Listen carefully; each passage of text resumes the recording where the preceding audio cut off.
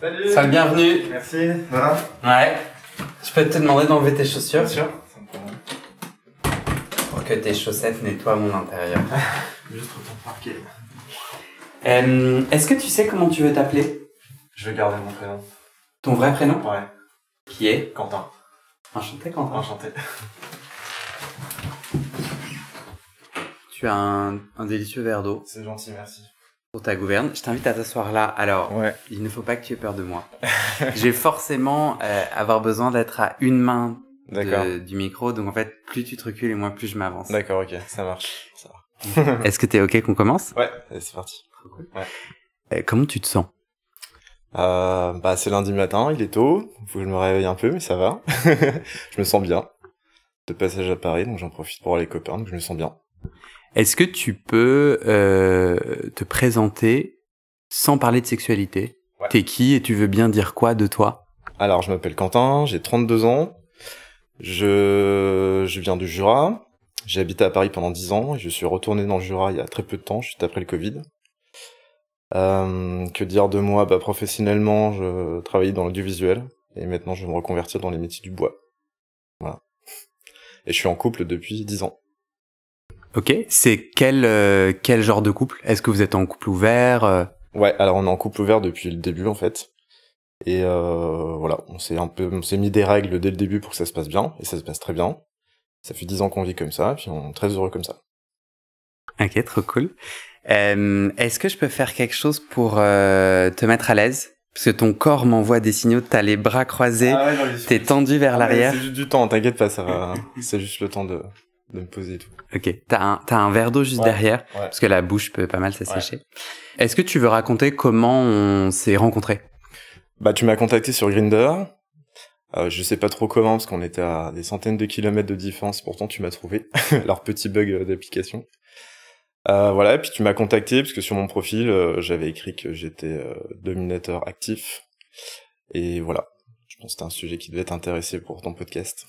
Est-ce que tu peux sortir ton téléphone et lire ton profil? T'es à l'aise Ouais. Ou peut-être tu l'as changé depuis?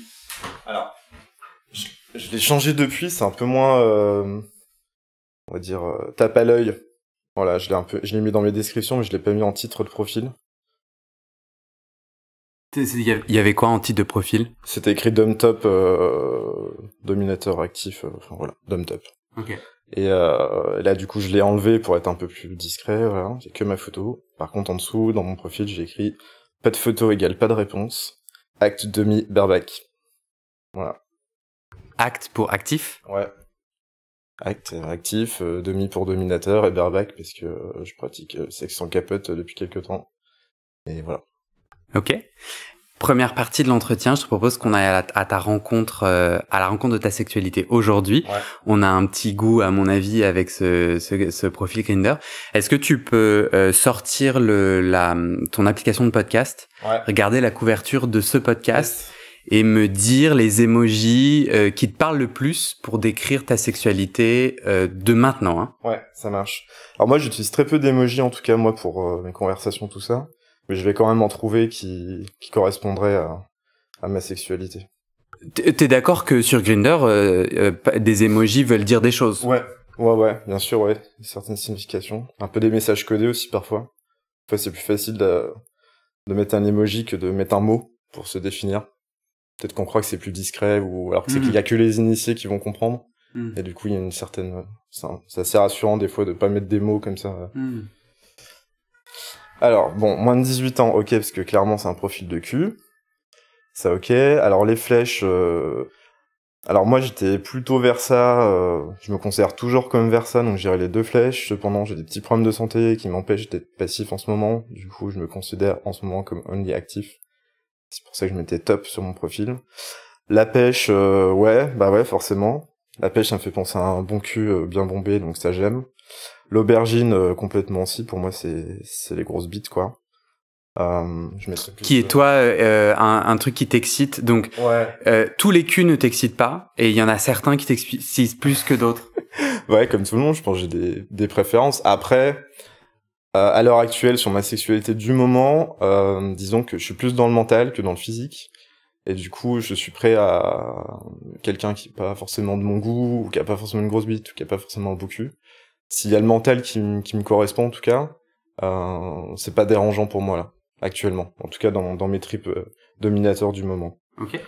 Alors, l'aubergine, ouais, bah, du coup, moi, j'aime bien les grosses bites, voilà. Après, moi, j'aime bien utiliser la banane aussi. Je trouve ça marrant. Et moins prétentieux. Après, bah, la flamme, ouais, parce que c'est plan chaud, quoi. Les gouttes, ouais, complètement, parce que ça, c'est tout ce qui est jus, et ça me plaît bien. Après, le groin de cochon, ça j'aime bien, parce que c'est clairement un truc de cochon, quoi. Et en plus, je suis assez fan des odeurs de mec, et le nez de cochon, ça me fait un peu penser au fait de renifler avec la truffe, comme ça, voilà. La feuille d'érable, ouais, fut un temps, c'était dans mes profils, ça, parce que j'aimais beaucoup faire des plans en fumant des joints. Je trouvais ça plutôt cool.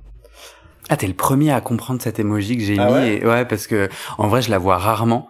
Et peut-être c'est quand j'habitais en Amérique du Nord que je la voyais souvent. Ah ouais, t'as raison, je la vois plus trop maintenant. Je vois 4-2-0 écrit plutôt. Exactement. Ouais, mais moi je l'utilisais quand même à une époque. En fait, il y a des moments où j'aimais bien mettre que des emojis pour voilà que ce soit les gens qui comprennent, qui me contactent. Ça permettait de trier quoi. Si quelqu'un comprenait, je savais qu'il était dans mon trip. Ouais. Et du coup voilà, c'est vrai que maintenant moins. Mais la feuille d'érable, ça en faisait partie quoi. Et après, bah, le petit diablotin, ça, ouais, c'est complètement moi, le côté un peu pervers, bien chaud, bien diablotin, voilà. Ça me parle. Le reste, il y a des choses qui me parlent, mais je considérais pas que ce soit en rapport direct avec ma sexualité. Après, forcément, le drapeau gay, forcément, quoi, voilà, c'est tout un univers, la sexualité gay, tout ça, donc ça me correspond. Après, je l'utilise pas, quoi. Ouais. Pour que je comprenne bien, du coup, ta sexualité du moment, pour toi, le trip active domi, parce qu'en fait, t'as parlé de versatilité. Ouais. Et je voulais comprendre si en étant dominant, t'es versatile. Ouais. Alors non, en étant dominant, je suis seulement actif. Pour moi, ça fait vraiment partie du trip d'être dominant, c'est vraiment d'être actif. Peut-être qu'il y a des gens qui le verraient autrement, mais en tout cas, moi, je le vois que comme ça. Et quand je suis passif, c'est sur d'autres types de plans, généralement. Qui sont pas forcément dans un jeu de domination, de soumission, quoi, d'ailleurs. Mais actuellement, je suis vraiment que actif. Et dans les plans domi que j'ai envie de pratiquer, c'est only actif. Ouais. Ok. Est-ce que t'es à l'aise de parler de ton problème de santé qui impacte ta vie sexuelle? Ouais, je pense que ça concerne beaucoup de gens. J'ai une hémorroïde en ce moment. Et qui me fait un peu mal. Et du coup, voilà, c'est hors de question qu'on touche à mon cul tant que c'est pas réglé. Et j'ai pas envie que ça s'aggrave. Du coup, ça m'a un peu dirigé, on va dire, dans ma sexualité du moment. Mais c'est pas plus mal parce que du coup, j'apprends à contourner ça pour explorer d'autres choses et puis toujours en profiter. Hein. Et puis voilà, j'ai l'impression que il y a beaucoup de passifs et peu d'actifs de ce qu'on me dit, donc je pense que c'est pas plus mal du coup. Tu fais tout ça pour la cause? Non, je fais pas ça pour la cause, non. Non, mais ça me fait rire quand je vois je suis un peu des comptes sur les réseaux sociaux de mèmes gays un peu, voilà, de gens qui sont à Paris, puis qui disent qu'il y a des pénuries d'actifs à Paris, tout ça, donc ça me fait un peu rire.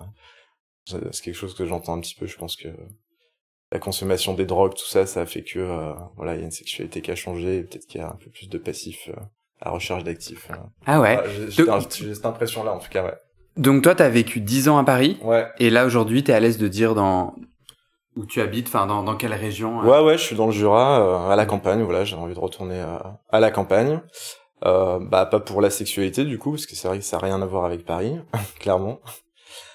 C'était pour retrouver un peu de calme, pouvoir investir dans une maison. Voilà. Mais du coup, toi, ton regard de la sexualité parisienne, toi, tu mentionnes tout de suite les drogues et le fait que les drogues aient impacté le nombre de passifs. Tu m'expliques, je comprends pas. Ouais, alors en fait, déjà, ce disons-là, je l'avais avant de partir de Paris, hein, c'est pas quelque chose dont je me suis rendu compte en partant. Ouais. Non, j'ai l'impression qu'il y a beaucoup de gays qui prennent des drogues, surtout de la 3-MMC, et qui du coup, on peut avoir des problèmes d'érection sur toute une nuit de sexe s'ils prennent pas du Viagra en plus. Okay. Et du coup, déjà quand j'étais à Paris, ça m'est arrivé que ce soit des groupes clairement de passifs qui cherchaient des actifs, et des gens qui en rigolaient en se plaignant qu'il y avait plus assez d'actifs. Voilà. Donc là, ça, ton impression, elle vient de ta propre expérience sur les réseaux de rencontres. Et aussi de ma propre expérience, et aussi de gays que je peux suivre sur les réseaux qui rigolent de ça justement en faisant des mèmes sur Internet. Ouais, mais en vrai, il y a de tout, hein. Ouais, c'est ça. En fait, il existe plein d'homosexuels qui ont plein de sexualités et il y en a une dont on entend plus parler, non? Tu penses pas? Enfin, c'est une vraie question. Enfin, moi, je crois que mon opinion, c'est ça. Ouais, complètement. Mais toi, est-ce que toi, t'as l'impression que non, qu'il y a vraiment... Ah non, il y a de tout, hein. Il y a plein d'actifs quand même, mais en tout cas, oui, j'ai l'impression que dans ce truc de sexualité débridée où on peut me contacter, machin et tout, ouais, j'ai l'impression qu'il y a beaucoup de prises de drogue et surtout des gens qui veulent être passifs. Mais après... Parce que du coup, pour toi, les réseaux de rencontres, c'est vraiment principalement des personnes qui vivent une sexualité débridée, qui sont sur ces réseaux. Non, pas du tout. Non, après c'est peut-être mon profil qui attire des gens, voilà, qui peuvent être un peu plus ouverts et se lâcher. Enfin voilà, j'imagine. Après non, il y a de tout sur les réseaux, clairement. Déjà, il n'y a pas que du sexe qui est recherché, même si on a beaucoup, voilà. Et après, il y a de tout, quoi. Enfin, c'est-à-dire que moi, des fois, d'une journée à l'autre, j'ai pas envie des mêmes tripes, et je trouverai toujours quelque chose qui me correspond, quoi. Même si un jour j'ai envie d'être passif ou voilà. Mais en effet, des fois, on est dans un certain type de recherche et ça nous guide sur un certain type de profil ou des gens qui, voilà, qui te contactent pour un certain type de trip. Et du coup, ça peut aussi, comment dire, faire le tri dans les profils et t'emmener dans un monde un peu, voilà, qui, voilà, par exemple, depuis que j'ai mis que j'étais dominateur actif sur mon profil, j'ai beaucoup de passifs qui viennent me voir. Et forcément, du coup, ça trie un petit peu. Et du coup, des fois, on est un peu dans un peu avec des œillères comme ça dans un trip mais après je sais enfin il y a beaucoup de sensibilités différentes, de recherches différentes, ça j'en suis tout à fait conscient, quoi. Tu mentionnais le sujet des hémorroïdes. Est-ce que ça c'est ça qui t'a amené à un trip top domi ou en fait non? Alors Dominator non, j'ai déjà eu des petites expériences avant et que je trouvais sympa. Après là, c'est clairement en ce moment, comme je ne peux plus pratiquer ma versatilité à 100%, voilà, disons que ça me permet de développer un peu ce côté demi que j'avais envie de développer aussi un petit peu. De toute façon. Ouais. Est-ce que je suis sûr qu'il y a plein de gens. Moi, j'ai des hémorroïdes, donc en gros, et je serais curieux de savoir ce que toi t'as appris sur les hémorroïdes. Est-ce que t'as des bons plans, des avis ou pas? Non, mais rien du tout, quoi. Là, je peux pas te dire, franchement, je m'en occupe avec les moyens du bord, c'est-à-dire je prends des trucs en pharmacie, des suppos, des cachons pour la circulation du sang, mais je suis même pas allé voir un spécialiste. J'ai l'impression que c'est pas très grave, c'est par période, si j'ai un peu abusé. Bon, clairement, là, avant Noël, j'ai un peu abusé sur la sodomie, et du coup, j'ai senti direct après que ça m'avait fait mal. Je sais qu'il y a des gens à qui ça fait l'effet inverse. S'ils sont un peu pénétrés, des fois, ça peut faire rentrer les hémorroïdes, entre guillemets, puis ça peut les soulager aussi. Ouais, donc, je suis pas du tout un professionnel de santé. Je vais certainement dire des bêtises, mais en gros, moi, en tant que patient, j'ai compris que l'hémorroïde, c'est les veines autour de l'anus qui partent en cacahuète et qui créent une boule. Et la boule, donc il y a des hémorroïdes internes et externes. Interne, c'est à l'intérieur de ton anus. Non, l'anus, c'est... Enfin, tu vois, c'est dans ton rectum, Et à l'extérieur, c'est sur ton anus. Moi, je suis allé consulter des spécialistes et j'ai une proctologue en qui j'ai totalement confiance et qui me dit non, c'est vraiment homophobe. C'est de l'homophobie plus ou moins conscientisée de dire sodomie égale hémorroïde. Au contraire, en fait. Le fait d'être sodomisé est plutôt empêche les hémorroïdes. C'est ce que je te disais du coup sur le fait qu'il y en a qui pour eux c'est pas un problème. Après moi je sais, enfin mon corps je le connais, je l'ai assez pratiqué et je sais ce qui les déclenche et voilà. Et c'est quoi qui les déclenche? C'est justement une sodomie qui est trop peut-être un peu violente, qui était un peu forte, et comme je suis assez fan des grosses bites, j'avoue que je m'étais pris une très grosse bite et ça n'a pas été tendre. Peut-être un peu sec, et du coup ça a été une souffrance pour moi les semaines d'après. Donc je suis arrivé à faire le lien, mine de rien, et là j'ai eu quand même assez mal, et psychologiquement là je peux pas m'imaginer me reprendre quelque chose bien sûr. non plus, quoi. Moi est-ce que je t'invite, c'est vraiment moi une opinion personnelle, tout ça regarde que moi, mais je t'invite, ça vaut trop le coup de trouver ton professionnel ou ta professionnelle dans ta région, notamment parce que si t'as une crise très puissante, moi elle me dit en gros on peut pas faire grand chose sauf au tout début, il y a parfois une chirurgie, c'est-à-dire si vraiment il y a certaines conditions que ton professionnel peut ou une chirurgie peut t'alléger Et en gros, bon, mais en tout cas, moi je t'invite trop à prendre soin de ton corps, de toi et tout, et ça vaut vachement le coup. En plus, elle peut te prescrire, moi elle m'a prescrit des choses sur ordonnance, beaucoup plus puissants en termes de crème et tout, qui impactent. Moi, dès que j'ai un début, ces crèmes-là, elles arrêtent le délire. D'accord. Et ça, c'est pas vendu sur le comptoir. Mais moi, mes hémorroïdes, ils sont très liés au psychosomatique. À partir du moment où je suis stressé, fatigué, l'alimentation joue pas mal. En termes, dès que t'es constipé, en tout cas, ça fait jouer du coup les veines à ce niveau-là. Et je trouve ça, moi, vachement inspirant. Mais ça, c'est tout un autre délire et tout. Je suis coach, je crois beaucoup à l'impact du stress. Pour moi, les hémorroïdes, c'est ton corps qui dit. C'est mon corps, pardon, je vais parler pour moi. C'est mon corps qui dit, Guillaume, allô, non. En termes de rythme, en termes de stress, en termes d'alimentation, tu merdes. Et je te fais un petit drapeau. Et moi, j'ai pu j'ai plus d'hémorroïdes depuis que j'ai fait ce lien et que je prends soin de ça. D'accord.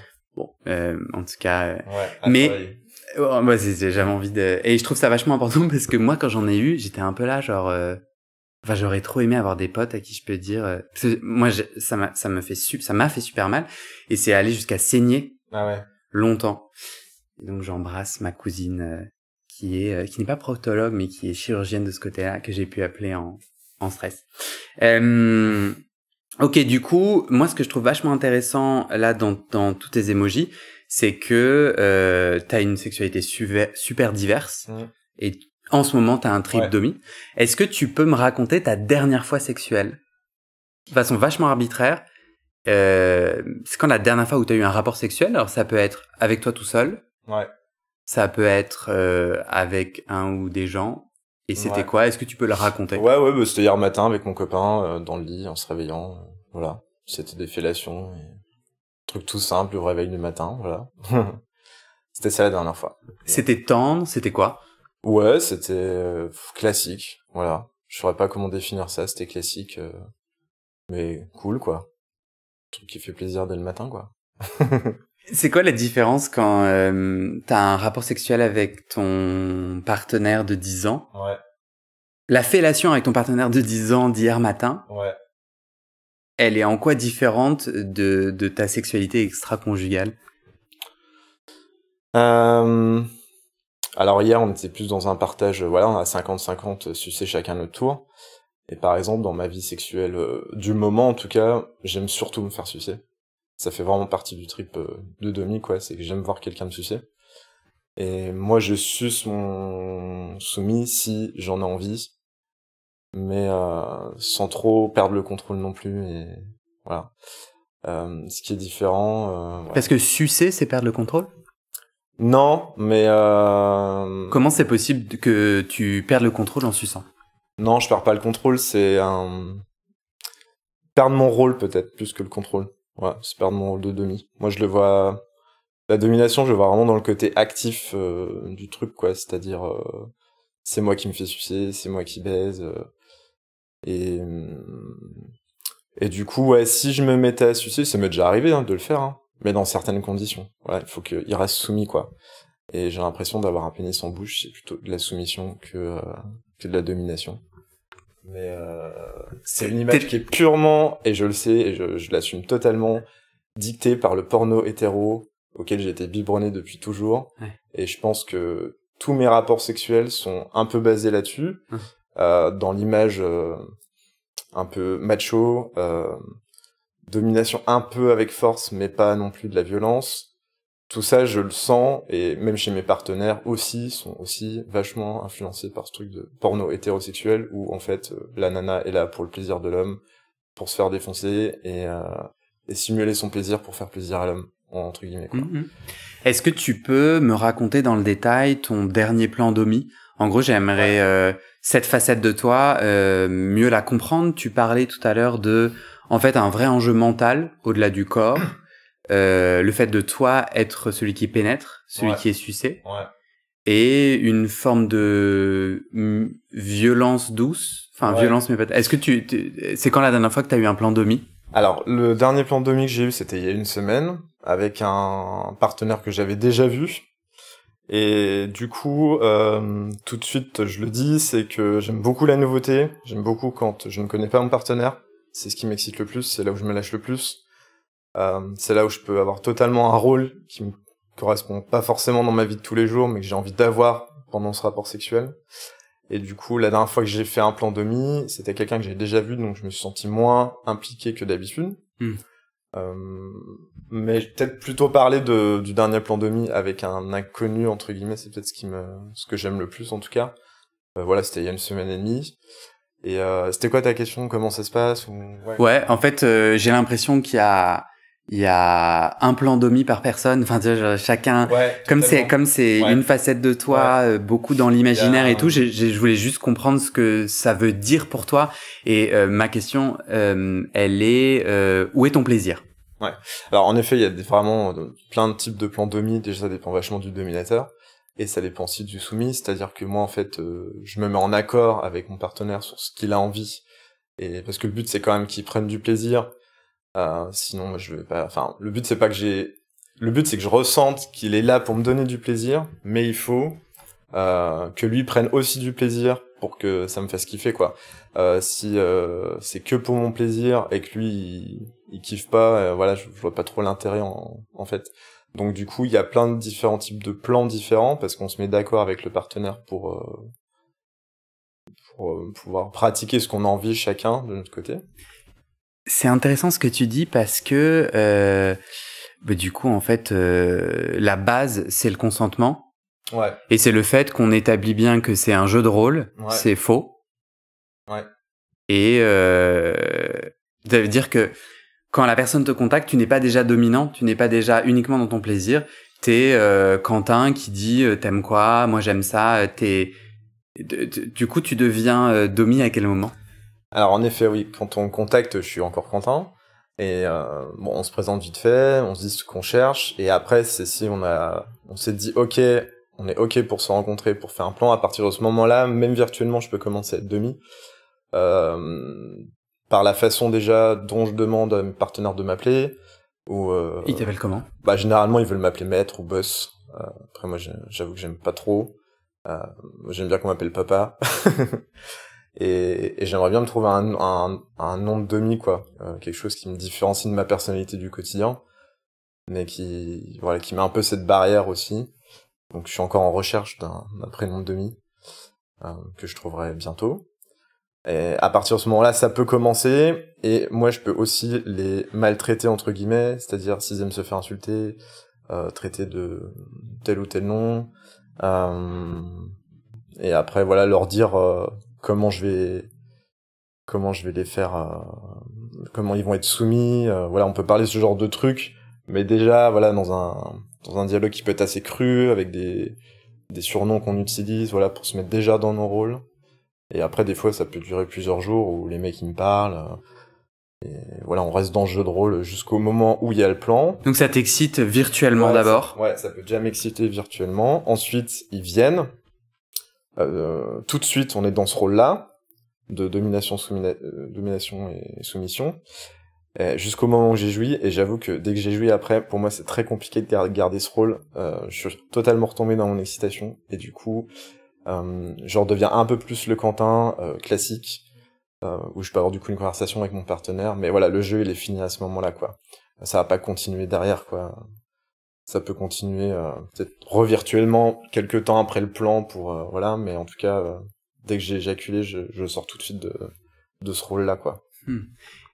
Tu racontes la dernière fois, parce que tu racontes concrètement ce que c'est un plan demi pour toi. Ouais. Apparemment, l'enjeu de la nouveauté est important. Du coup, ton dernier plan, il était différent parce que... Bah du coup, je connaissais mon partenaire et T'as fait d'autres pratiques, du coup. Quand tu connais les gens, t'oses pas certaines pratiques? Ouais, en fait, comme on se connaît, qu'on a pu discuter de nos vies, voilà, qu'on s'était vu déjà 2-3 fois. Du coup, j'étais trop déjà le Quentin du quotidien pour lui, et du coup, ça me bloquait un peu dans ce côté domination, quoi. Moi, ce que j'aime bien, en fait, c'est me lâcher avec un inconnu. Je trouve ça vraiment excitant de l'inconnu, quoi. Enfin. Il t'appelle papa, il te suce, et quoi d'autre? Ouais, alors par exemple, le dernier plan demi que j'ai fait, ça a commencé où il y avait un plan euro. Enfin, donc du coup, mon partenaire voulait que je lui pisse dessus, donc il allait dans la douche, je lui ai pissé dessus. Ensuite, donc il y a fellation tout de suite. C'est la première chose. Donc avec ce truc de domination, c'est-à-dire qu'il faut que je sois au-dessus de mon partenaire, c'est-à-dire pas dans une position allongée, mais au moins debout ou assis sur le canapé, un peu en mode pacha, et que du coup le soumis soit là pour me faire kiffer. Mais il y a toujours ce truc de il faut que je sois au-dessus pour exprimer ma domination sur mon partenaire. Donc c'est de la fellation. Il y a beaucoup de verbal dans les plans, j'aime beaucoup ça, parler, dire des choses crues, entendre mes partenaires répondre aux questions que je pose, même si c'est des questions intimes ou crues, ou voilà, ça j'aime bien. C'est-à-dire pendant qu'ils sont en train de te sucer, ouais. Par exemple, tu peux poser quelle question? Qu'est-ce que je peux poser comme question? Bah par exemple, enfin voilà, t'aimes sa salope, est-ce que tu kiffes ma bite, elle est assez grosse, dis qu'elle est grosse ma bite, enfin des trucs comme ça qui sont un peu ouais, qui peuvent être un peu humiliants des fois pour des gens, mais c'est ce qui m'excite aussi. Après mes partenaires, ça les fait kiffer. Et ça, t'as validé avant avec eux qu'ils aimaient ça? Ouais, moi je dis ce que j'aime et puis eux ils disent pas non, enfin voilà. Donc s'ils me disent oh je suis pas très fan de ça, je le ferai pas. Mais ça c'est quelque chose que j'aime beaucoup. Et dans le moment, s'ils répondent pas, tu fais quoi? Ah ben je lui chope la gueule, il me regarde droit dans les yeux, je leur pose la question et puis il va me répondre quoi. Je laisse pas trop le choix en fait. Ça fait partie aussi du truc quoi, c'est-à-dire que quand je pose une question en fait on me répond, je domine quoi, donc voilà. Et puis il est là pour mon plaisir, donc si ça me fait plaisir de lui poser une question, bah il me répond en fait. Voilà, c'est un peu ça. Ouais. Et après, il y a ce truc de regard aussi beaucoup, c'est-à-dire même pendant une fellation, j'aime bien qu'on fixe droit dans les yeux. Il y a quelque chose aussi un peu d'humiliant dans le côté d'avoir un sexe dans la bouche et de regarder droit dans les yeux. Quand en plus le partenaire est en contrebas, ça peut ne pas l'être, mais moi j'aime bien ça lui aussi un peu. Et ce que j'aime beaucoup après aussi, c'est prendre du poppers, ça c'est quelque chose que j'aime beaucoup. Ça me permet de me lâcher vraiment, de décupler mon excitation pendant quelques secondes en tout cas, donc ça j'aime beaucoup. Et ça, ouais, j'en prends beaucoup quand je me fais sucer aussi. Donc il y a toute cette partie-là, vraiment sexe oral, qui est hyper importante, que j'aime beaucoup. Et après, on va plutôt sur du sexe anal. Et donc là, on va plutôt passer sur le lit. Et enfin voilà, la position que j'adopte en tout cas quasiment à 90% du temps, c'est la levrette. C'est ce qui est pour moi le plus dans la soumission. Et j'aime mettre la tête de mon partenaire dans l'oreiller, clairement. Ça me permet de pouvoir lui faire adopter une position qui est un peu de soumission, un peu comme un chien en fait entre guillemets quoi. Enfin voilà. Ça me permet de pouvoir par exemple bloquer ses mains dans le dos, enfin des choses comme ça. Donc c'est vraiment une position que j'aime beaucoup.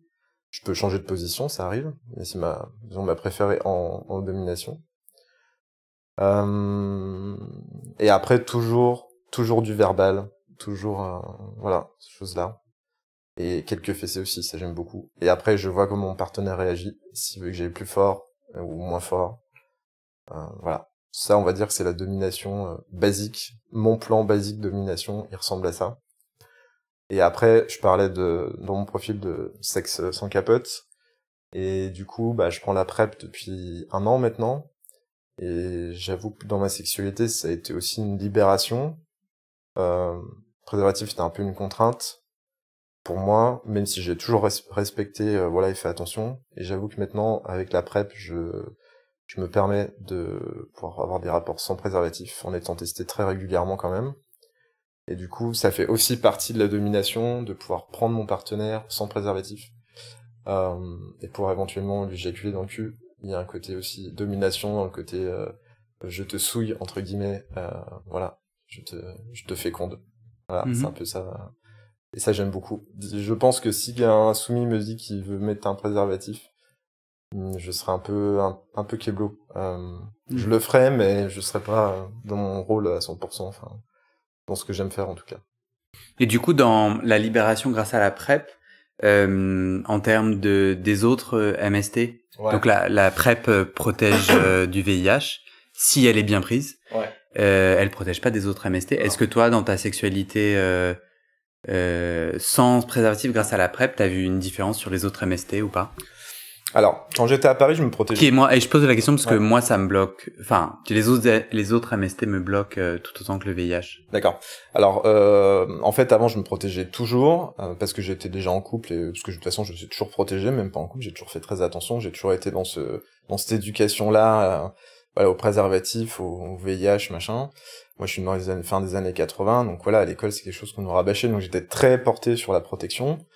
Mais ça a pas empêché quand même que je chope des MST ou qu'on conjoint en chope, malgré la protection, par fellation du coup, parce qu'on se protégeait pas forcément pour faire des fellations, même par salive.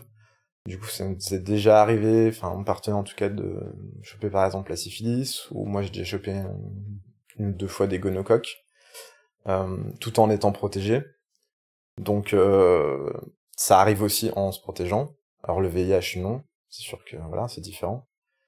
Mais enfin, remarque, ça peut aussi arriver par fellation. Oui, toi, t'as pas vu de différence en fait. Et puis ces MST sont traitables assez facilement quand elles sont prises. Les MST sont traitables et en fait, depuis que je suis sous PrEP, je suis suivi, donc tous les 2 à 3 mois, je dois faire des examens. Et en fait, tous mes partenaires avec qui je pratique du sexe sans préservatif sont aussi sous PrEP et sont aussi suivis régulièrement. Et en fait, j'ai eu moins de problèmes de MST depuis que je suis sous PrEP qu'avant, parce que les gens font un peu plus attention. Mais en fait, tabou. Ben voilà, ils visibilisent l'accompagnement médical est obligatoire avec la PrEP. Exactement, il y a moins de tabou par rapport au MST. C'est-à-dire, par exemple, avant, si je pouvais choper une MST ou quelqu'un choper une MST, je pense pas qu'il allait me contacter pour me dire j'ai chopé une MST, va te faire tester. Voilà. Alors que maintenant, dans le pratique du sexe sans préservatif, il y a quelque chose d'assumé sur le fait qu'on peut choper une MST. Et du coup, il n'y a pas de honte à dire bon bah j'ai chopé quelque chose, va te faire traiter, voilà. Et en fait, moi, je préfère au final cet état d'esprit-là, plutôt qu'avec des gens qui se protègent, mais qui en fait font des tests une fois par an, et vont pas forcément prévenir leur partenaire s'ils chopent quelque chose. Enfin voilà. Du coup, en fait, j'étais assez contre la PrEP parce que je trouvais que ça générait des comportements dangereux et à risque, au final, autre que le VIH, mais sur d'autres MST. Et j'ai un peu changé mon fusil d'épaule par rapport à ça. Moi, je trouve que maintenant, les gens sous PrEP font beaucoup plus attention, du coup ça me rassure un peu plus que ouais. Et après bah on n'est pas à l'abri, on le sait, mais c'est des maladies qui peuvent se guérir. Alors certaines des fois un peu moins au bout d'un certain temps quand on a trop pris d'antibio, donc faut pas voilà. Mais en tout cas j'ai été soigné des MST que j'ai pu avoir et voilà, il y a rien. Ouais, t'as un sexe, le sexe sans risque n'existe pas. Ouais, c'est ça. Et t'as un sexe intelligent où tu te respectes et l'autre tu parlais, c'est marrant, t'as directement fait le lien, ton tryptomie vient du porno hétéro ou de l'image, de la culture sexuelle dans laquelle tu as été biberonné. Tu le dis parce que ça te saoule, tu le dis parce que, enfin, pourquoi tu l'as dit?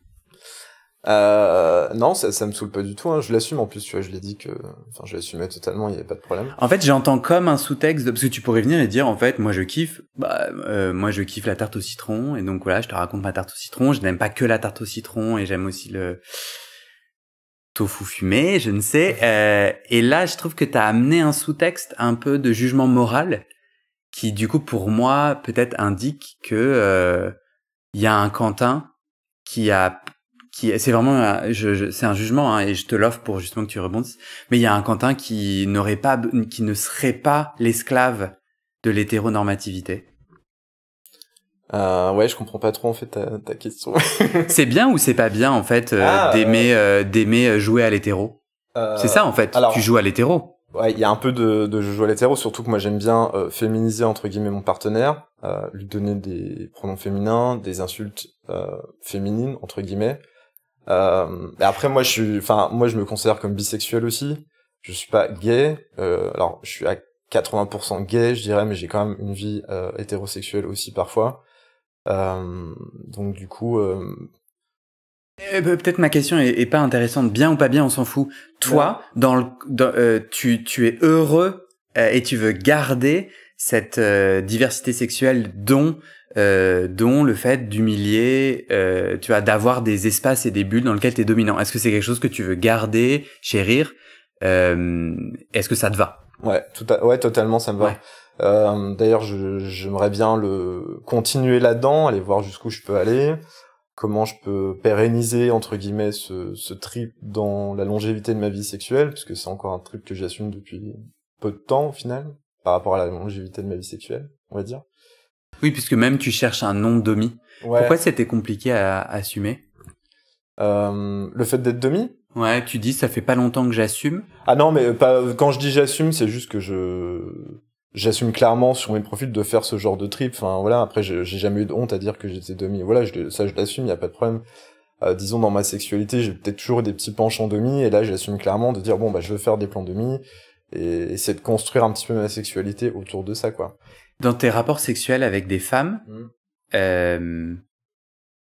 est-ce que du coup t'aimes aussi être demi? Il y a la même envie d'être divers, enfin dans ta diversité sexuelle et tout ou pas? Alors ouais, j'aimerais bien être demi avec les femmes, mais ça m'est pas arrivé parce que généralement avec les femmes, si je les rencontre avec leurs conjoints, c'est surtout sur des trios bi, et du coup y a pas tout cette construction de plans en fait. Disons que j'ai des relations on va dire plus classiques sexuelles avec des couples hétérosexuels. Peut-être qu'un jour je pourrais rencontrer un couple qui sera un peu plus ouvert quoi. Ça t'exciterait? Ouais, ça pourrait m'exciter, ouais complètement. Ouais. Aujourd'hui, cette facette dominant, elle représente combien de pourcents de ta sexualité? Alors, en ce moment, je dirais 80% de ma sexualité. Et depuis toujours, je dirais que j'ai toujours une petite part de demi, mine de rien, qui a toujours été là. Peut-être à 10-20%. Voilà. Mais disons qu'en ce moment, je dirais plus 80%, ouais. Est-ce que t'es dominant dans ta vie? Est-ce que tu vois est-ce que dans ta vie non sexuelle, t'es dominant? Est-ce que on peut comprendre ce fantasme et cette envie de rôle en miroir de ta vie? T'es qui, Quentin, non sexuel? Alors, bon, je dirais que dans tous les couples, il y a forcément quelqu'un qui est un peu plus dominant que l'autre. Après dominant, moi je trouve le mot un peu fort, c'est que moi je l'utilise dans ma vie sexuelle comme quelque chose de fort, mais je dirais pas dominant non plus dans mon couple, mais je dirais que je suis quand même celui qui est peut-être un peu plus dominant dans le fait que peut-être que j'impose un peu plus mes idées, ce que j'ai envie de faire, des choses comme ça. Toi, t'as l'impression que tous les couples sont régis dans un duo, il y a toujours quelqu'un qui impose plus que l'autre? Pas forcément, enfin peut-être à différentes mesures, il y en a peut-être ce sera 55%, 45%, d'autres ce sera 90%, 10%, enfin je sais pas, mais je pense que il y a forcément dans tous les couples quelque chose qui est légèrement déséquilibré à un moment. Enfin, j'imagine qu'un couple 100%, enfin 50%, 50%, voilà, ça a très peu existé quoi. Je suis pas du tout d'accord avec toi. Ça m'intéresse. Après, moi, parce que moi, je veux pas du tout d'un couple. Enfin, moi, j'ai envie d'un couple où c'est 50-50 quoi. Ouais. On est deux personnes. Non, mais en vrai, ça doit sûrement exister. Mais c'est ce que je te dis. À un moment, à mon avis, il y a peut-être 55%, 45%. J'ai l'impression qu'il y a toujours un petit truc. Je le vois en parlant d'intimité des couples avec mes copains, quoi, qu'ils soient hétérosexuels ou homosexuels, quoi. Il y a peut-être toujours des fois un qui est un peu plus dominant que l'autre. En termes de choix de vie, c'est ça? Ouais, par exemple, ouais. Je sais pas comment l'expliquer, parce que des fois, c'est un peu... Enfin, c'est pas facile de mettre des mots, des fois, sur des ressentis ou des choses, quoi. Tu parles peut-être... Est-ce qu'il y en a un des deux qui fait plus de compromis que les autres, c'est ça? Par exemple, ça peut faire partie un peu de ça, ouais. Et toi, du coup, pour revenir à ma question, tu te sens dominant dans ta vie non sexuelle, au travail?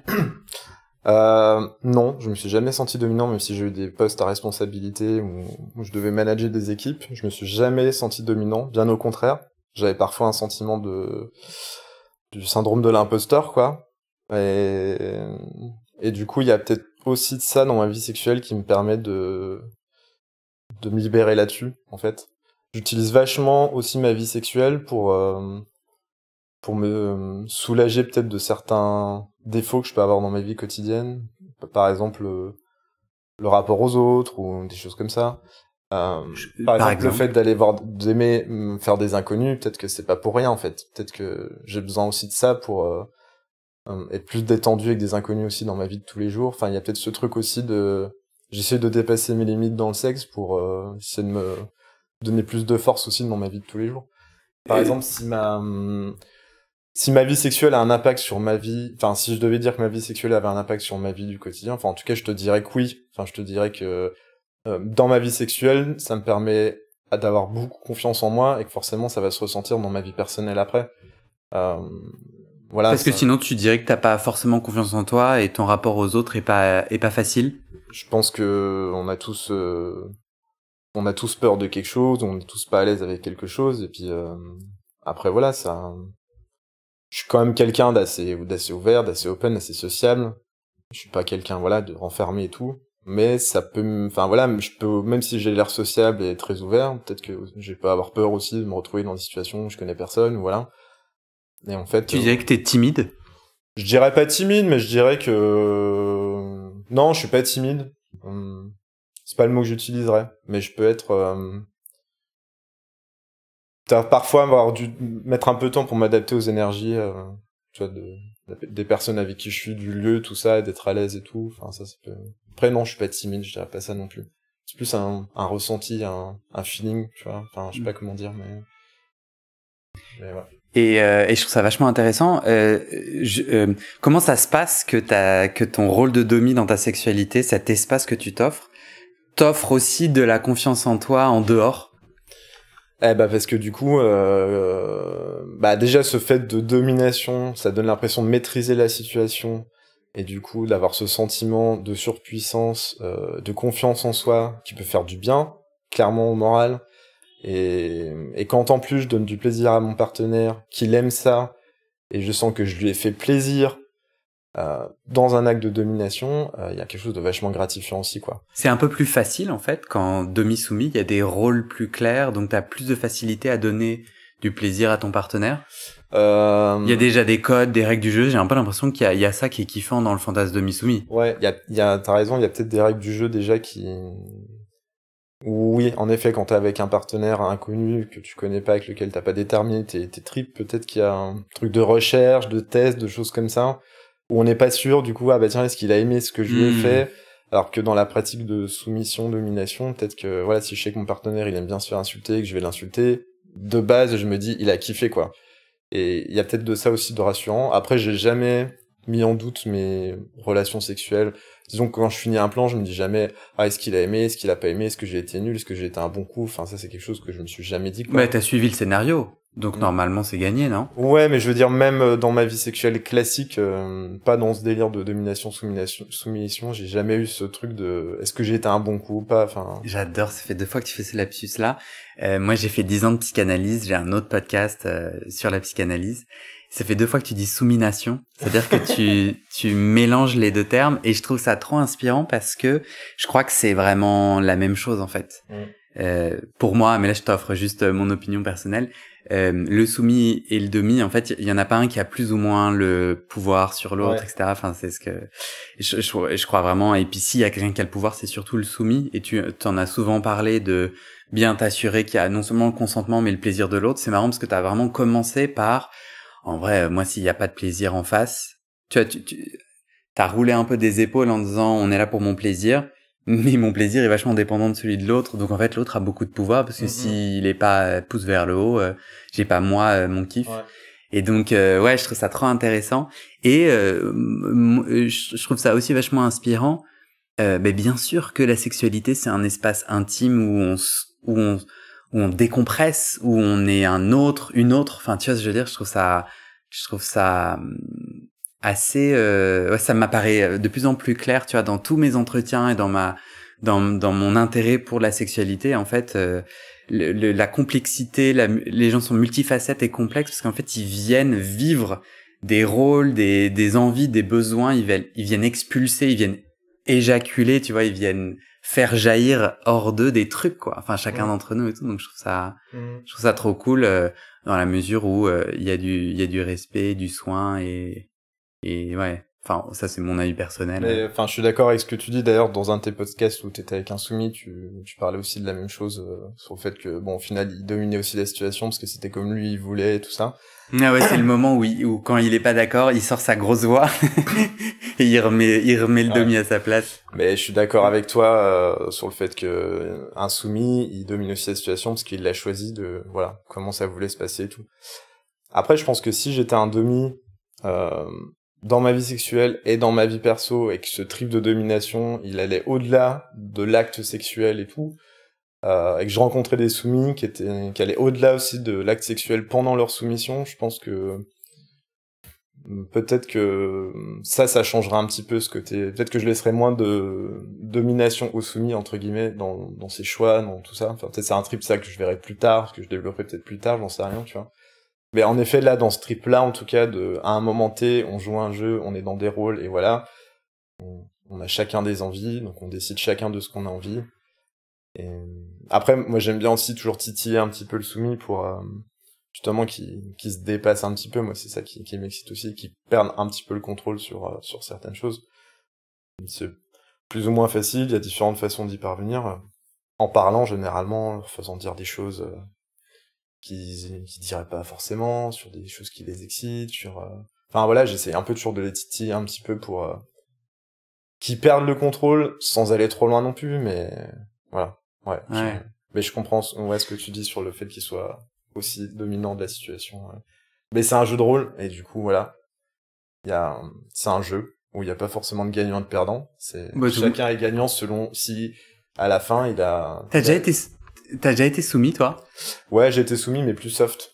Ça t'intéresse, et dans le gagnant-gagnant, t'aimerais passer de l'autre côté du gagnant? Alors moi, disons que j'étais un peu plus soumis avant. Disons qu'avant, j'aimais bien avoir des rapports sexuels avec des personnes plus âgées que moi. Et du coup, j'étais un peu par rapport à l'âge déjà, dans ce truc de domination-soumission. Tu les appelais papa? C'est marrant, est-ce que ça s'est retourné? Ouais, ça m'est déjà arrivé, ouais. D'ailleurs, j'ai commencé comme ça, et en effet, ça s'est retourné après.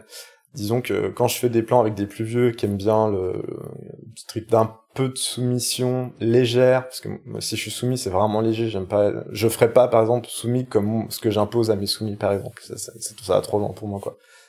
Mais, ouais, avec des plus vieux, je pouvais être un peu plus soumis. Et plus maintenant? Moins maintenant, parce que déjà, je me sens vieillir un peu, du coup, je me sens... T'as quel âge? 32, c'est encore jeune, hein. Mais du coup, maintenant, je cherche moins de personnes plus âgées que moi. Je commence à chercher des gens de mon âge ou un peu plus jeunes. Et du coup, là, les rôles se sont un peu inversés. T'aimerais développer cette facette de toi, ou j'entends plutôt que c'était le passé? Cette facette, c'est laquelle? De soumis. Non. J'ai déjà l'impression d'être passé par là, d'avoir vu un petit peu, mais que c'est pas le rôle que je préfère. Peut-être que plus tard, il y aura d'autres plans où, voilà. Par exemple, si un mec, il m'excite beaucoup, s'il est très grand, très musclé, s'il a une très grosse bite, s'il est plus vieux que moi, ça peut être des facteurs qui me soumettront, entre guillemets, mais soft, quoi. Après, là, c'est plus que ce dont je recherche, quoi. Enfin, ça peut changer, peut-être que on se reverra dans un an, je te dirai, j'ai complètement switché, quoi. Enfin, moi, je suis hyper open sur ma vie sexuelle, quoi. Le but, c'est qu'elle évolue tout le temps. Je sais que j'aurai jamais une vie sexuelle classique. Je pense que personne l'a, une vie sexuelle classique, quoi. Je pense qu'on évolue toujours au fur et à mesure. Justement, c'est super conclusion, super pont vers ma conclusion. Imagine, on fait un épisode 2, un épisode Le Retour, Quentin Le Retour, dans 2 ans, ou dans 5 ans. T'aimerais me raconter quoi sur ton chemin de sexualité? T'aimerais qu'il soit advenu quoi? Alors moi, ce que j'aime dans la sexualité, de toute façon, c'est la découverte, c'est la nouveauté, donc j'aimerais dire dans quelques années que j'ai testé d'autres pratiques. Comme lesquelles? Par exemple, dans la soumission, domination, d'être allé un peu plus loin, peut-être, justement, que ça dure un peu plus que pendant l'acte sexuel. Tu vois, par exemple, j'aimerais beaucoup essayer le trip esclave, c'est-à-dire d'avoir quelqu'un, par exemple, qui est chez moi et qui est à ma dispo, c'est-à-dire que si j'ai envie de me faire sucer, il se met à 4 pattes devant le canapé et il me suce. Si j'ai envie qu'il fasse la vaisselle, il va faire la vaisselle. S'il veut me préparer un bon petit plat, il me prépare un bon petit plat.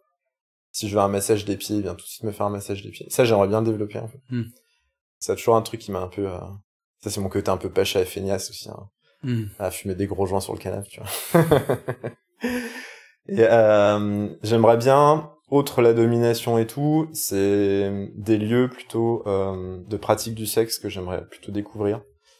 J'ai pas beaucoup d'expérience dans tout ce qui est sauna et tout, mais j'aime beaucoup. Ça, j'aurais pas envie de le développer. D'aller tester des saunas, voilà. J'ai pu tester un sauna bi il y a pas longtemps, ça m'a beaucoup plu. Ce truc de sexe totalement libéré où on se pose pas de questions tout le monde est là, tout le monde aime tout. Enfin, ça j'aime beaucoup. J'aime beaucoup le sexe débridé et j'avoue que tout ce qui est boîte à cul, ça m'attire beaucoup. Ça, j'aimerais un peu plus le découvrir. Voire même aller dans des clubs totalement hétérosexuels aussi, pourquoi pas. Et après, je suis très ouvert sur nouvelles tout, expériences. Ouais. Et dans ta sexualité avec ton partenaire? Ouais. Ça fait 10 ans qu'on est ensemble, on se connaît par cœur sur plein de choses. Tu le domines parfois? Très peu, c'est pas trop son trip. Et mon conjoint est plutôt plus classique. Il a moins d'évolution dans sa vie sexuelle que moi, par exemple. Il se contente de choses assez simples. Moi, j'ai besoin de pimenter sans cesse, d'aller un peu plus loin, voilà. Donc on a une vie sexuelle qui est plutôt classique par rapport à ce que je peux faire avec des partenaires inconnus, on va dire. Et mais qui te nourrit quand même. Ouais, bien sûr, qui me nourrit quand même, ouais. Et puis après, avec lui, j'aimerais bien, parfois qu'il soit un peu plus soumis, mais je pense pas que ce soit trop son trip.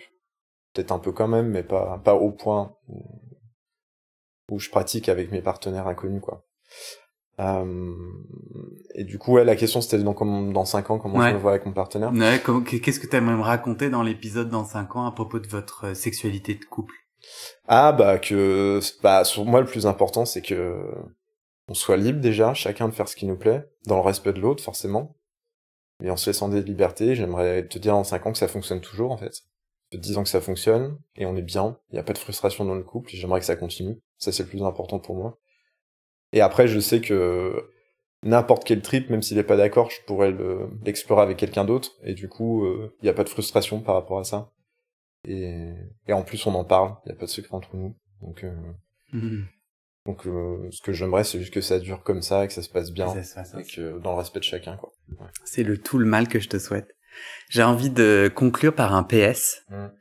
Et j'ai envie de te faire réagir. Donc, quand on s'est rencontrés, enfin toi t'es apparu sur ma page Grindr à Paris, et t'avais des photos. Donc, tu t'es pas décrit physiquement, mais en gros, t'as un physique de jeune premier qui serait une façon un peu dérogatoire de te décrire, de prince charmant, si tu veux que je mette plus de paillettes.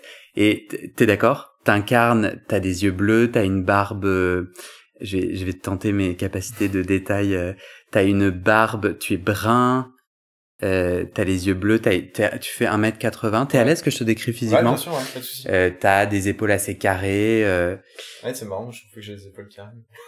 Tu trouves? Non, mais tu vois, c'est ça, le physique, c'est dans mon œil, je vois ça. Tu corresponds exactement à l'archétype de l'hétéro-dominant qui fait fantasmer dans cette culture dont tu parlais, hétéronormée.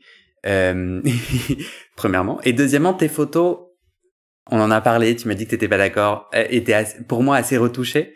Et je me suis dit, mais ça c'est un bot russe, un robot russe. Alors, je sais pas pourquoi russe, pardon pour peut-être ce racisme. Mais en tout cas, un truc, tu sais, moi parfois je suis démarché par des gens sur Grindr, des messages automatiques qui m'invitent à aller sur des sites internet, et je suis là, mais non, je ne souhaite pas ça.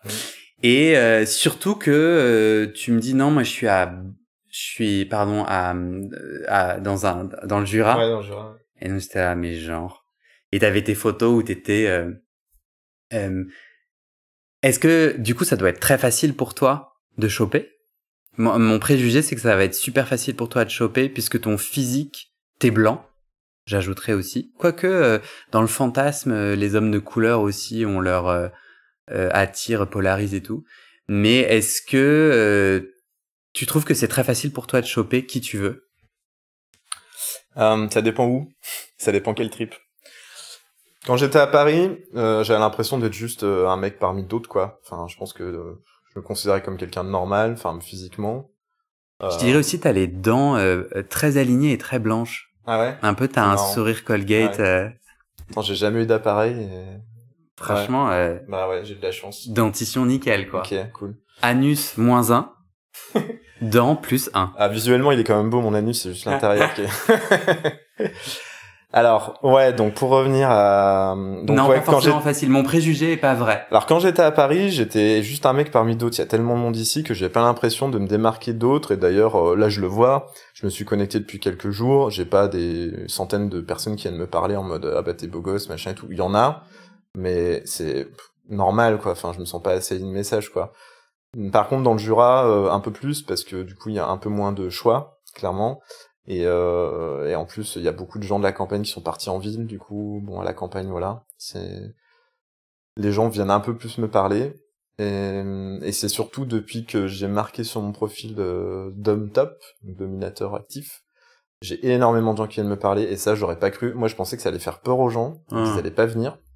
Et en fait, ça attirait des gens, même de très loin, de 60 km ou 70 km, qui viennent me parler en mode, ouais, je suis intéressé, je suis prêt à faire la route.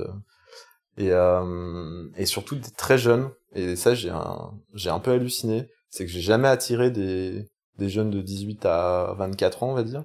Et depuis que j'ai mis Dominator actif, j'ai beaucoup de jeunes de 18 ans, complètement sell-up, qui viennent me voir et qui sont excités, quoi. C'est un trip très partagé. Du coup, t'as jamais eu, comme moi, des gens qui se sont dit, c'est un profil fake? On me l'a jamais dit, en tout cas. Tu vois les profils où il y a des photos de mannequins et t'es là, ouais, non mais c'est obligé, c'est pas toi. Ou il y a un numéro de téléphone, un WhatsApp, ou... Ouais, tu vois. Après, toi, dans tes photos, t'es jamais torse nu et tout, non. Et donc j'avais un doute. Ouais. Mais t'as jamais eu le préjugé que j'ai eu? Non, après, peut-être qu'on me le dit pas. Enfin, toi, t'as l'air d'être assez honnête, et puis on a ce truc de conversation honnête, tu vois, donc, mais peut-être qu'il y a des gens qui le pensent, mais qui... Ouais. En tout cas, on n'est jamais venu me voir en me disant bonjour, es-tu bien réel, ou... Non, ça va. Mais en effet, je pense que le fait que je me mette pas torse nu comme des mannequins avec des photos. Mes photos, elles sont retouchées dans le sens où je retouche la lumière. Après, j'ai pas de filtre qui va lisser ma peau, des choses comme ça. C'est plus la lumière. J'aime bien que les couleurs soient fléchies, soient jolies. Ouais, c'est ça qui m'a... ouais. Que les lumières soient belles, ça j'aime beaucoup. Je trouve que c'est toujours vendeur une belle photo. De toute façon, par rapport à une photo qui est moche, enfin, qui est floue, qui est sombre. Enfin, ça m'énerve d'ailleurs quand on m'envoie ce genre de photo, ça me gave. Mais après, je pense que ça reflète aussi un peu ma personnalité, c'est-à-dire que j'ai aussi des complexes sur mon corps, tout ça. Mon atout, c'est mon visage. Je le sais. J'en joue. Mais en effet, je vais pas me mettre torse-poil, machin et tout, parce que pour moi, c'est pas un atout, quoi. C'est quoi tes complexes sur ton corps? Ah, plus je vieillis, moins j'en ai, parce que je me rends compte qu'au final, je suis pas si mal par rapport à d'autres, quoi. Je me compare un peu. Je pense que tout le monde fait ça aussi pour se rassurer. Il y en a qui font ça, qui se comparent, mais au final, ça les rassure pas. Moi, je le fais pour me rassurer. Et mes complexes, je me suis toujours trouvé trop maigre. J'arrive pas à grossir. J'ai pas de fesses, j'ai le cul tout plat, je flotte dans tous mes pantalons. J'ai eu beaucoup d'acné quand j'étais ado, et j'ai le dos qui a beaucoup morflé, j'ai beaucoup de cicatrices, et j'ai beaucoup de complexes sur mon dos. Du coup, je le montrais pas forcément, le haut de mon corps, et du coup j'ai jamais appris à l'entretenir, parce que je le cachais plus qu'autre chose, donc ouais. Après voilà, je me dis qu'en vieillissant, si j'avais resté mince comme ça, en fait, c'est plutôt bien. C'est juste quand j'étais plus jeune, j'aurais préféré ressembler un peu plus, moins aminé et plus. Ouais, je comprends. Ouais, voilà. Ok, merci Quentin. Est-ce que tu veux le mot de la fin? Non, je sais pas trop quoi dire. Je pourrais dire encore 15 000 trucs, mais là, comme ça, mot de la fin, non, je sais pas trop quoi dire, à part que, le plus important, c'est de se faire plaisir, quoi. Et puis, pas se mettre de barrières. Enfin, moi, je pense que c'est important, quoi, d'écouter ses désirs, de les explorer. On n'a qu'une vie, faut en profiter. Ouais, ce sera mon mot de la fin. Génial. Merci. Merci à toi. Quentin, on était en train de débriefer l'épisode et tu me dis que tu t'es empêché d'aller trop dans un de tes trips qui est Père Fiston, que tu as mentionné, mais que tu te sentais pas forcément à l'aise et tu t'inquiétais que des gens qui entendent la description de ce trip puisse être choqué. Est-ce que tu peux m'expliquer pourquoi? Alors, ouais, j'avais un peu peur que certaines personnes soient choquées, parce que il y a des personnes qui ont pu être victimes d'inceste, et qui le vivent très mal, et du coup, qui peuvent ne pas comprendre comment on peut être excité par ce fantasme-là. Et j'ai l'impression que c'est un fantasme qui est assez répandu dans le milieu gay. J'en rencontre énormément qui sont très excités par le trip père-fils, mais peut-être qu'il serait complètement incompris par des personnes qui ne sont pas initiées, entre guillemets. Et du coup, toi, c'est quoi le lien que tu fais entre... Excuse-moi, j'ai un chat dans la gorge. C'est quoi le lien que tu fais entre ton trip père-fiston et l'inceste? Est-ce qu'il y a un lien ou pas? Alors moi, il y a un lien dans le sens où il y a un truc un peu oedipien où mon père, c'était la seule figure masculine que j'avais près de moi, et en grandissant, en ayant des fantasmes sur des mecs, en étant ado, en étant frustré, il y a forcément un truc de... J'ai un peu fantasmé sur mon père, machin et tout. Il y a ce côté un peu tabou, interdit, du coup, qui peut être assez excitant aussi, dans le côté, voilà, on dépasse des limites à pas dépasser. Donc après, ça nourrit, pour moi, en tout cas, ce truc de trip père-fils aussi, qui était un peu, ouais. Et tu peux me le décrire concrètement, du coup, ce trip, ça se passe Ouais, comment? bah en fait c'est surtout appelé. Alors moi quand je le fais, je suis un fiston, c'est plutôt être avec déjà quelqu'un de plus âgé que moi, que j'appelle papa, qui m'appelle fiston. Pendant le rapport sexuel? Ouais. Avant, après? Uniquement pendant? Ouais, ça peut être pendant déjà la conversation virtuelle, après pendant le rapport, pas trop après, comme je t'ai dit, quand j'ai éjaculé, après je sors du trip. Ça peut être ça. Après, il peut y avoir des phrases hyper perverses du style, bah, vas-y, genre, suce-moi fiston, on dira rien à maman, des trucs comme ça, tu vois. Je trouve ça hyper excitant. Ce côté de tabou, machin, mais entre consentants, enfin, bref, ça peut être hyper bizarre, tu vois. Je pense que niveau psychanalyse, il y a beaucoup de choses à dire, tu vois. Mais c'est quelque chose que j'ai quand même beaucoup rencontré dans le milieu gay. En fait, on est tous profondément anormaux, c'est-à-dire, Ouais. moi j'ai trop l'impression qu'en fait, ce que là on est en train de dire à mi-mot, c'est qu'on est tous paniqués de sortir des normes et d'aller dans le tabou. Mais en fait, il y a une part de la sexualité, pour certains et certaines, enfin je suis pas du tout en train d'essentialiser, mais pour toi, il y a un enjeu à aller dans le tabou. Donc, mais pas dans le tabou. Je pense pas que t'aies envie d'avoir un rapport sexuel avec ton père là dans l'immédiat, là tout de suite.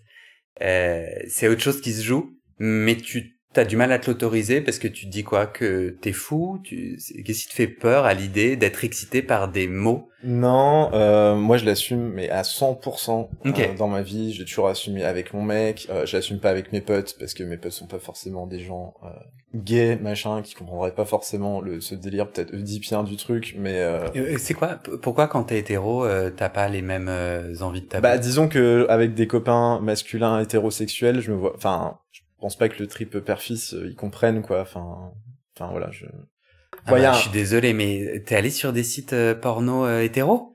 On est que dans le trip mère coucher avec sa mère. Ah oui, ils sont les premiers à comprendre. Mais avec les mères, bien sûr, mais je parle avec les pères là. Enfin, mais bien sûr dans le truc incestueux évidemment, même avec les hétéros, bien sûr, tu vois. Mais en tout cas, t'es pas à l'aise à partager avec tes potes masculins. Non, avec hétéros.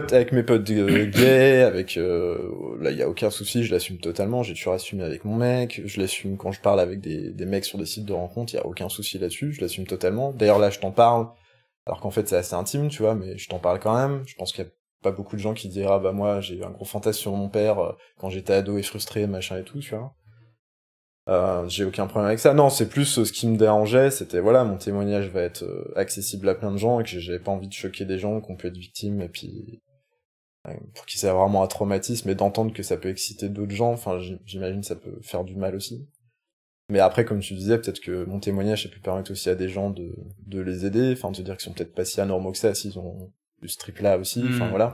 Moi, mon intuition, après, c'est aussi la racine de ce podcast, c'est que quelque chose qui est dit, qui est assumé, en fait, on en prend plus facilement soin et c'est moins destructeur. C'est mon opinion personnelle. C'est un peu comme quand tu disais la PrEP fait que, de fait, on visibilise une activité sexuelle à risque. Peut-être pas de contracter le VIH, mais et donc de fait il y a une discussion qui est plus facile, il y a moins de tabous autour des MST, c'est ce que tu disais tout à l'heure.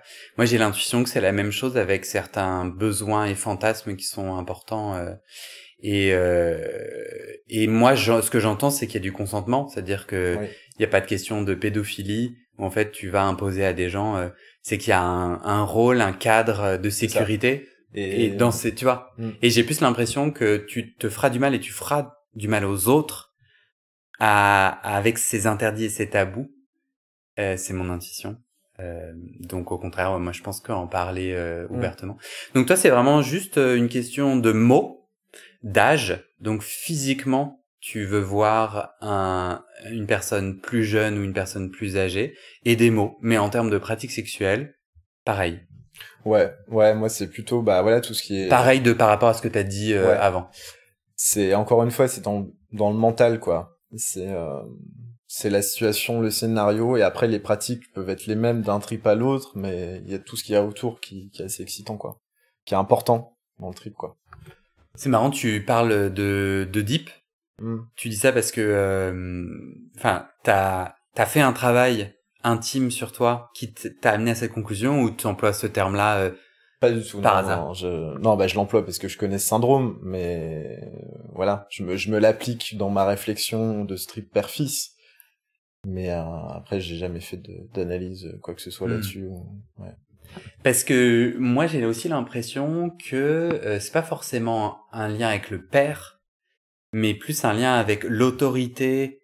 Enfin, le kiff, j'ai aussi l'impression qu'il est dans sur la même ligne du demi-soumis, où en fait il y a des jeux, il y a des rôles, des cadres très précis, ça déstresse. T'as plus peur de est-ce que je fais bien, est-ce que je fais pas bien, c'est cadré, et c'est la complexité humaine est un peu retirée. Et c'est un peu la même chose, c'est du coup le papa, c'est celui qui protège, qui sait, qui cadre, et donc tu crées une bulle où on prend soin de toi, slash on, tu vois, il y a un, on prend soin de toi, ou en tout cas pas forcément d'ailleurs, on prend pas forcément soin de toi, mais il y a des rôles ultra clairs, et voilà, vraiment, on va dans ma compréhension du monde. Le monde est tellement complexe et ça fait tellement flipper la condition humaine que, tu vois, de réduire. Et moi, j'ai l'intuition, j'ai pas encore eu des puppies sur le podcast, tu sais. Ouais, des chiens. Ouais, des chiens qui mettent un masque, etc. Enfin, il y a tout un tas de kinks que moi, mon regard de quelqu'un qui a fait une analyse, une psychanalyse et qui est coach, je me dis, et qui voit moi-même mes propres fantasmes, ma propre sexualité, je me dis, bah ouais, on sursimplifie, on décomplexifie, et on se crée des bulles où c'est simple, et le kiff, c'est un bouton, quoi. Ouais, je suis d'accord. Et le fait de t'en parler librement à mon conjoint, machin et tout, pour moi, ça décomplexifie la chose, et du coup, déjà, le fait que ce soit plus un tabou, le fait qu'on garde pas ça pour soi, qu'on puisse mettre des mots, le fait de mettre des mots, on peut s'analyser aussi, comprendre pourquoi on en est là et tout, et j'avoue que ça fait un bien fou. Et c'est pour ta santé mentale. Ouais, pour ma santé mentale. Et moi, j'ai aucun tabou avec mon conjoint et ni avec mes partenaires. Et ça fait du bien. Il y a un côté un peu vidage de sac où je me vide les couilles et mon sac, et quand je repars, je suis bien, en fait. Enfin, il y a un côté comme ça. Et c'est marrant, tu parlais vachement de confiance en soi, et on a un peu parlé de ça. Je crois que moi, la confiance en soi, ça se construit en étant soi. C'est-à-dire, la confiance, elle vient du fait de dire, bah voilà, moi je suis ça, et je l'assume. Et donc c'est marrant quand tu parles de vidage de sac, et puis de fait d'assumer parler-moi avec les autres, c'est qu'en fait tu dis, bah salut, moi Quentin, c'est ça. Ouais. Et je l'assume et je le vis. Et en fait c'est marrant, la confiance en soi, ça vient une fois que on fait ce qu'on est. Ouais. Après, je dirais que j'ai assez confiance en moi, et qu'en effet, c'est à travers aussi ces expériences-là que j'ai appris à l'être, quoi. C'est ce que je te disais sur le fait que ma vie sexuelle m'aidait dans ma vie de tous les jours, parce que quand j'avais cette confiance en moi là, dans l'acte, et que petit à petit j'en avais de plus en plus, bah ça m'aidait forcément aussi dans ma vie de tous les jours, quoi. Mais ouais, je suis assez d'accord avec ça. Trop bien. Voilà, ce PPS, je crois que j'ai déjà fait un PS. Ouais, c'est PS2. C'est PS2. Non, c'est PPS, je crois. Ah, ok. Merci. Merci à toi. Salut. Cool.